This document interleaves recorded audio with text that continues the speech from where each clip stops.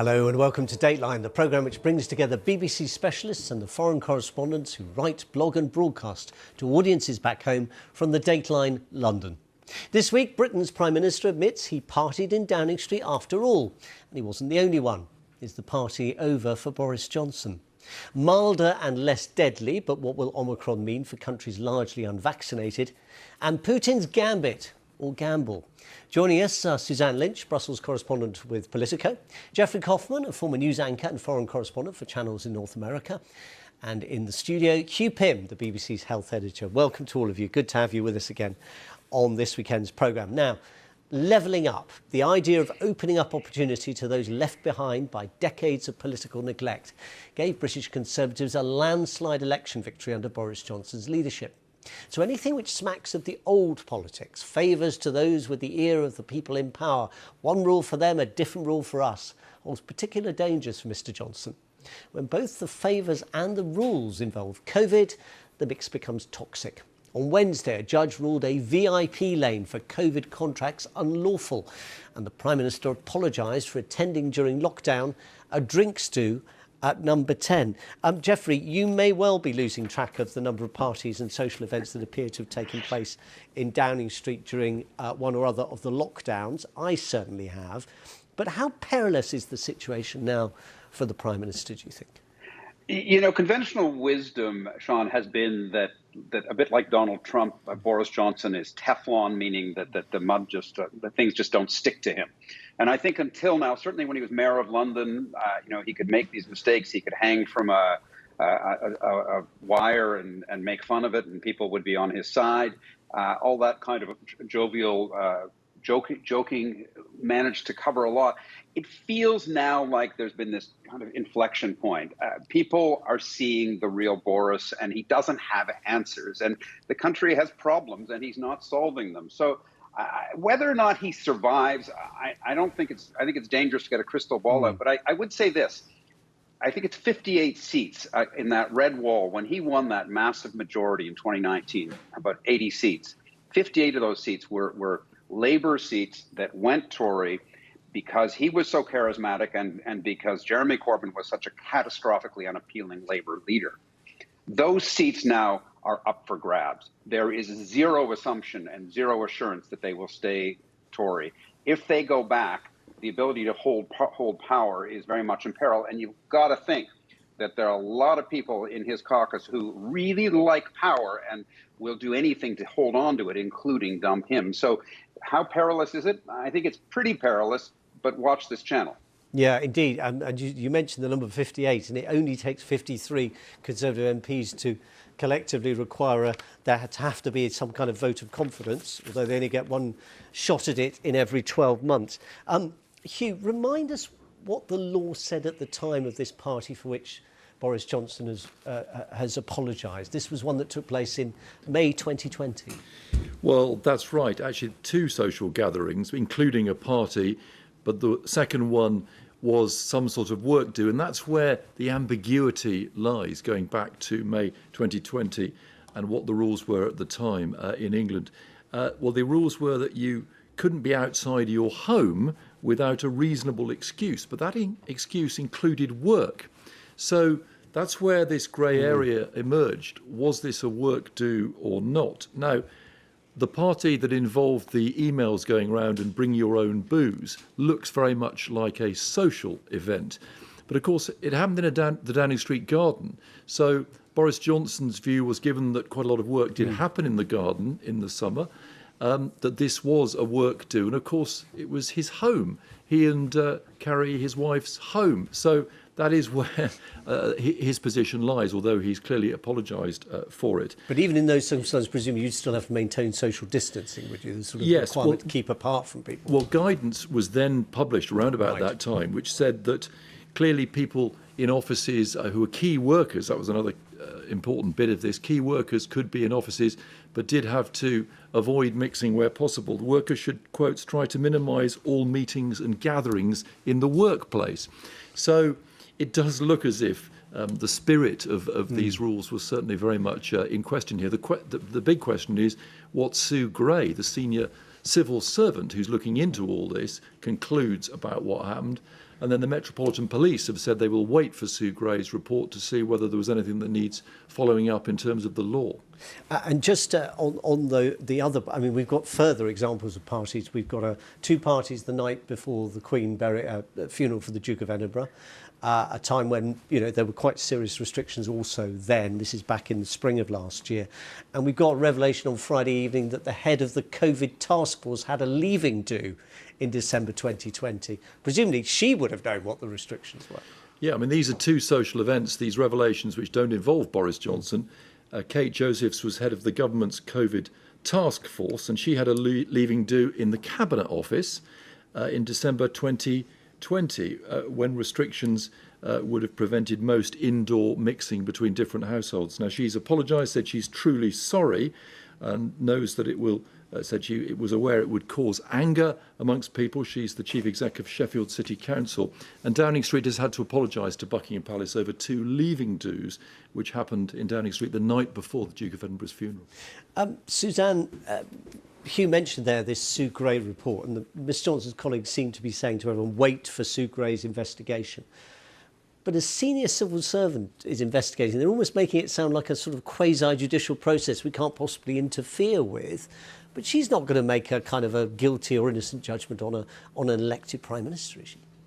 Yeah, I think a lot of people found this unsatisfactory, that Boris Johnson was kind of pushing this problem down the road and tying his fortune to this investigation.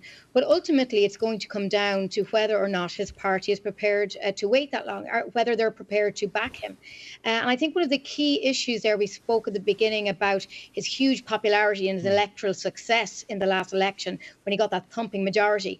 Just as we come into the weekend now, there are polls showing that his popularity is sinking.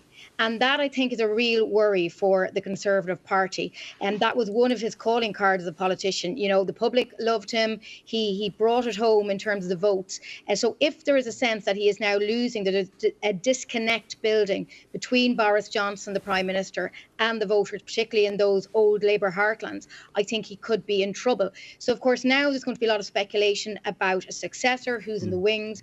So far, his cabinet has basically backed him. But I think, there will be no leadership heave until there is a possible successor, I think, that's lined up or in the wings. And meanwhile, Jeff, he waits, Micawber-like, for something to turn up. I mean, is it possible he can ride this out? Yeah, I mean, of course it's possible. There's at least two years till an election. That's an eternity in politics, as we know.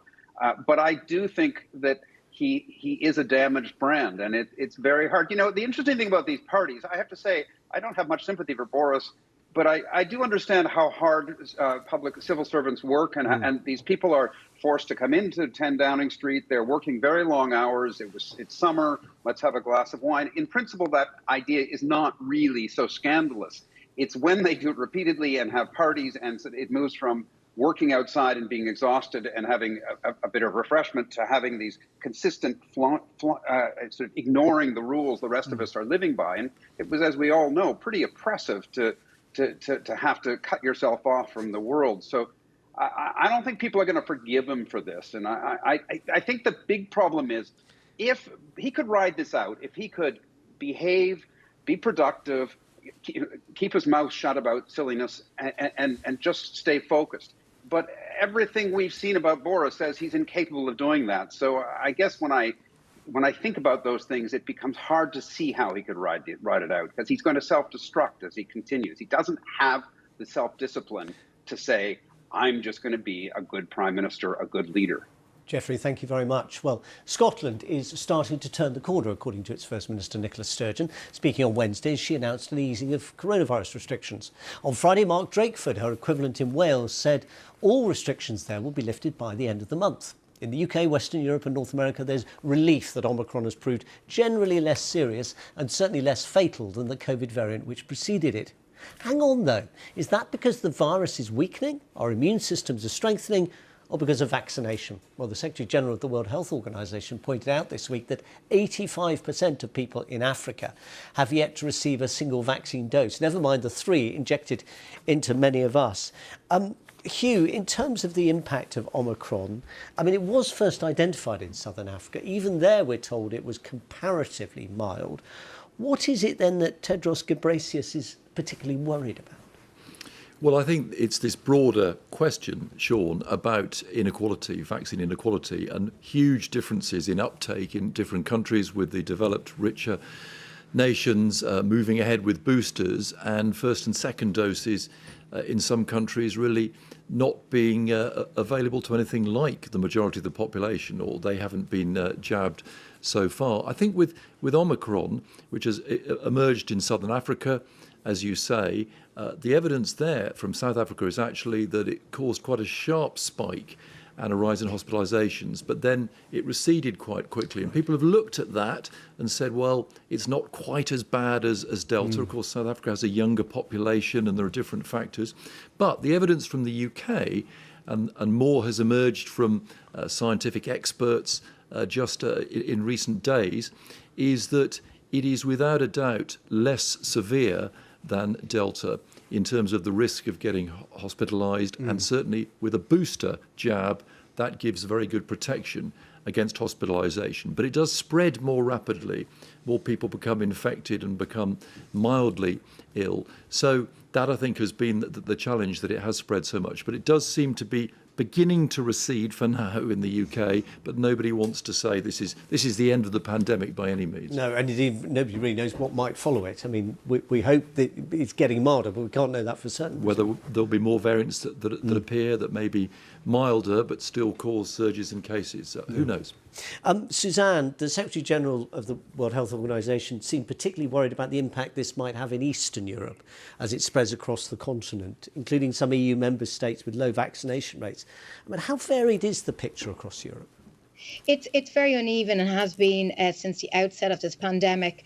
Quite generally, countries in the western part of the EU, Portugal, Spain, Ireland, have had the highest take-up of vaccines. And then to the east, in eastern countries, Slovakia, other countries in the east near the old borders there on the Russian side, they have had a very low take-up. Places like Bulgaria, and there's been a very difficult messaging challenge for a lot of governments, a lot of the EU, to try and encourage more people to get vaccinated. Now, we also have this situation that in the centre, in Austria, Germany, and even in France, there has been a move to introduce mandatory vaccinations to try and encourage more people to get vaccinated there. Germany, before Christmas, and particularly Austria, was concerned that their vaccine levels were not high enough. Austria went the furthest, saying it wanted a vaccination, mandatory vaccination. It became the first Western country to do so.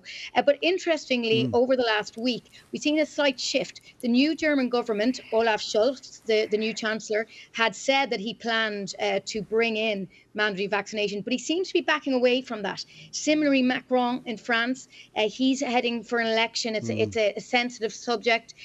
He had hoped to bring forward a vaccination pass, and now this has been delayed. It's been bogged down in the Parliament.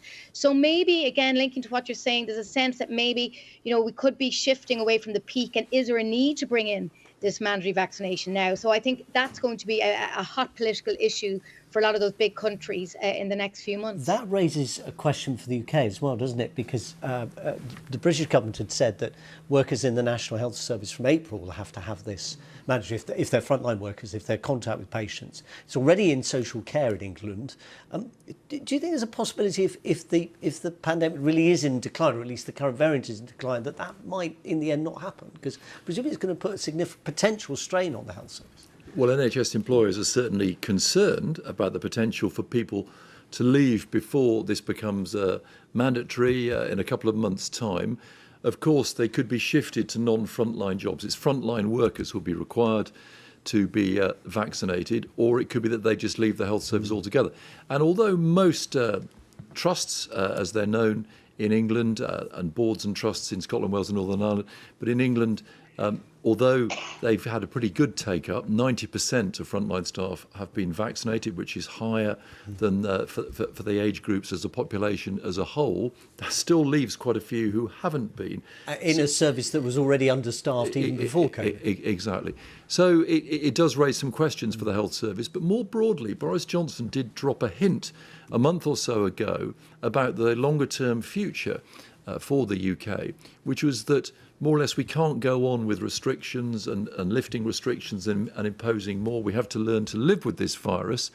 And the answer, frankly, as well as drugs and therapies, will be vaccination. So he just dangled the idea of pushing people towards something maybe mandatory for the population as a whole, but that clearly would go against libertarian instincts of a lot of politicians. Indeed, so not least in his own party. It's not on the table in the agenda at the moment in the UK, but it's not far off it. Clearly maybe. being thought about. Hugh, thank you. Jeff, Joe Biden talked very big about the importance of vaccinating the world, picking up what Tedros Ghebreyesus said when he talked about the US being an arsenal of vaccines. How has that worked out?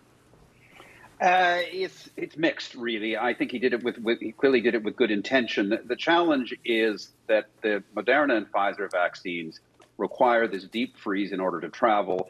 Developing countries, such countries in Africa, for example, don't have the infrastructure to distribute it. It really requires something more flexible. Novavax has a vaccine that's been much delayed that they had hoped would be the solution and would be a much simpler response.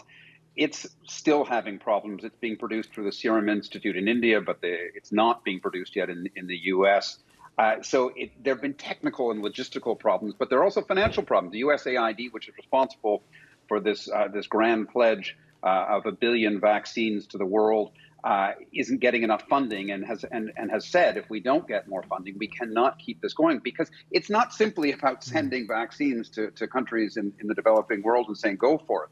There's got to be a huge amount of support and education and training involved in order for these things to be successful. And of course, the health threat to all of us and to everyone on the planet is that even if we're triple and quadruple vaccinated a year or two from now, if a huge part of the planet isn't, and coronavirus keeps mutating and we go through the Greek alphabet and run out of letters for these mutations, we're all going to be vulnerable to something potentially lethal if we don't get this level of vaccination to stop it from spreading and creating some new threat.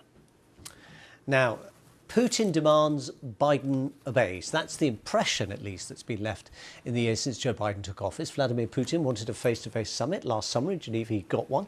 President Putin wanted talks on NATO's footprint in Europe. This week, he got them too. I was going to ask you, Geoffrey, on that subject. It appears as if Putin demands and Biden delivers. Given how critical he was of his predecessor cozying up to the Kremlin, what's he up to? Well, listen, there's a chess game going on, and and the consequences are catastrophic here. We've got a mercurial dictatorial leader in Russia who wants to recover Greater Russia, who is still bruised deeply by the breakup of the Soviet Union and NATO's expansion into Eastern Europe. And he said he wants he wants guarantees that Ukraine will never join NATO. NATO has said that's just not possible, and it's not going to happen. I think Biden is trying to find ways to conciliate, to give Putin a way out of this. But it's really hard to see how you can act rationally given what Putin is doing. He seems to be setting the stage for a repeat of the invasion of Crimea. He may not invade all of Ukraine. It may be just the areas that are sympathetic to Russia, and he really needs that land bridge to Crimea, which he took in 2014. But there are not a lot of ways that the West and Biden can deter him. There are significant threats of sanctions. That's been tried, of course, historically and rarely had much impact. But Russia is dependent on a whole range of imports and bank transactions in order to be a global citizen. And so it is possible. But I don't think you can assume that President Putin thinks in those kind of terms. Suzanne, there have been very different attitudes among European Union countries, certainly towards Germany, towards Russia over the years. Germany is one country that have been a lot warmer to Russia, perhaps because of energy. Have the latest kind of troop movements over the last 12 months made Europe come together a bit on this subject? Because after all, a lot of EU countries are represented at the NATO talks, certainly at the OSCE talks that ended the week, and even on the NATO, as you said, NATO-Russia Council. Absolutely. I mean, there's been a lot of speculation and commentary this week making the point that the European Union, Europe, wasn't at the table for some of these key decisions. It was really a bilateral discussion between the United States and Russia. Although, as you say, at the OSCE, all parties, including Ukraine, were around the table there. But as you say, there's most of the EU member states, 21 out of the 27, are members of NATO. And again, like a lot of things in Europe, there are different opinions. The countries to the east, the Baltic nations, Lithuania, Latvia, Estonia, they are very, very worried about what's happening close to them in Ukraine. And they're also, it's a difficult balancing act, because on the one hand, you've got country like France, who wants the EU to have more power in defence and to try and improve its strategy and its autonomy when it comes to security and foreign policy. But on the other hand, you've got countries in the East who don't want to duplicate or challenge NATO. NATO is everything to them. They want the US presence there. NATO is very important, and they want to keep the Russia issue right up on the agenda. So yes, to answer your question, there's a lot of fear here around Europe. I think the talks effectively ended in a stalemate. There's been no developments. And then on Friday, the Ukrainian government announced that it had been subject to a major cyber attack. Now, we don't know who's responsible for that, but that is another concern. People in Europe have been warning for some time about the possibility of a hybrid attack. The warfare is not just traditional warfare as we think it, but it can be in other ways as well. So yes, I think there's a real worry here now. I think the US ambassador to the OSCE talked about the drumbeats of war, and that's where we have ended up at the end of a week of diplomacy between the West and Russia. And Suzanne, Jeffrey mentioned sanctions. That was a tool used to sort of punish Russia, almost exactly 8 years ago now, after the annexation of Crimea. What impact have they made?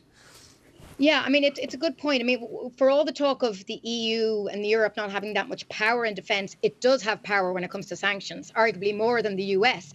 After all, Europe has got a lot more trade with Russia, and in particular, it is a huge relationship in terms of energy. It depends on Russia for a lot of its gas. So that's where I think Europe has a big role to play here. One of the most controversial issues is the new pipeline, Nord Stream 2, that has been built between Russia and Germany. There's been a lot of pressure coming from Washington on Germany to basically use this as leverage to stop it if Russia invades Ukraine. So the new German government in Berlin, it's a very tricky issue for them. Yep. Angela Merkel was sometimes accused of being too soft on Russia, mainly because of this dependence on gas. So again, I think the German government are in a tricky position there. They're saying, they're not going to do anything unless Russia invades Ukraine. Yep. But at the end of this week, as I say, that threat has simply not gone away. Thank you very much. Now, there's just a couple of minutes left. We'll have to be quick, but I just want to ask each of you if there's a story you think we should be focusing on a bit more than perhaps we have been. Jeffrey. I think very quickly, it is this end of entitlement. These masters of the universe, Novak Djokovic, the number one tennis player, Prince Andrew, and Boris Johnson, these people born or who have earned celebrity, impunity to do what they want, are suddenly finding that blank check that lets them get away with anything, getting into Australia, potential these allegations of sexual abuse or just running rampant in 10 Downing Street. Suddenly they're being held accountable. It's really fascinating. Suzanne. I think the Brexit negotiations are still happening, believe it or not, and it's all about the Northern Ireland protocol, and this really still hasn't been resolved. We've got elections coming up in Northern Ireland in early May. There's a lot of tensions there at the moment. In the Republic of Ireland, they're celebrating at the moment 100 years since the signing of the treaty between the UK and Ireland, which set up Irish independence and also effectively led to or cemented the creation of Northern Ireland, carving that out from the island of Ireland. So a lot of these big political issues that have been there between Ireland and Britain are really coalescing around this Northern Ireland Brexit discussion. So I think that's something to watch over the next few weeks. Both sides are hoping for a breakthrough, but I think the people of Northern Ireland really do need to get that settled. Just a quick thought on that, Suzanne. There are Northern Ireland Assembly elections coming up in the spring. Is there a sense in both Brussels as well as in London that they really want, and Dublin as well, they really want to get this sorted before that campaign starts? Absolutely. I think that's the new deadline for this. The DUP, the main unionist party, has threatened to pull out of government if its needs are not met on the Northern Ireland Protocol. So there's a sense that it's pretty politically fragile in Northern Ireland at the moment. So I think there is an incentive now for both sides to get this over the line. By the end of February is one of the new dates I think we're looking at here. Brilliant. Thank you for marking our card on this, Suzanne. Hugh, 30 seconds or so for you to end the programme on a high. Well, one to watch, or more than one, the Six Nations Rugby next month.